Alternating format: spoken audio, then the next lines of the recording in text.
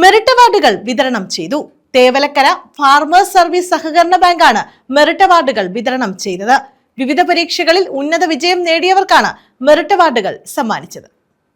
Thevalakkara farmers service സഹകരണ ബാങ്കിന്റെ നേതൃത്വത്തിലാണ് മെറിറ്റ് അവാർഡുകൾ വിതരണം ചെയ്തത്. ബാങ്ക് കോൺഫറൻസ് ഹാളിലായിരുന്നു പരിപാടി.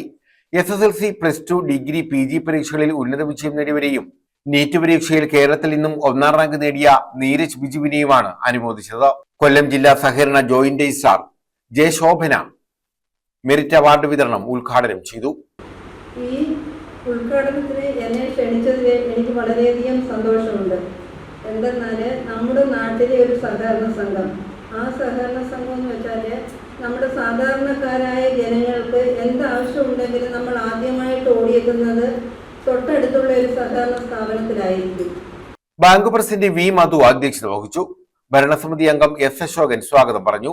Karunagappally assistant registrar G Manoj Kumar മുഖ്യപ്രഭാഷണം നടത്തി. Audit assistant director S Anil, ഭരണസമിതി അംഗങ്ങളായ TK Mohanachandran Pillai, B Ramanan Pillai, C Ajesh Kumar, Lawrence Glory, Badaruddin Kaimaveedu, Melvin Samson, B Radhamaniyamma, Thasla Riyas, Vijayalakshmi Amma, A Badaruddin കുഞ്ഞ്, കുറവരയ്യം തുടങ്ങിയവർ പങ്കെടുത്തു. മാനേജിംഗ് ഡയറക്ടർ VV രേണുനാഥ് പ്രതിഭകളെ പരിചയപ്പെടുത്തി.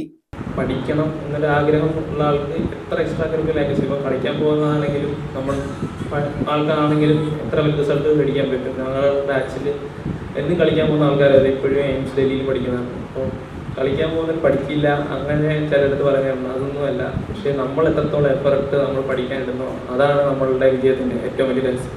News bureau, Chavara.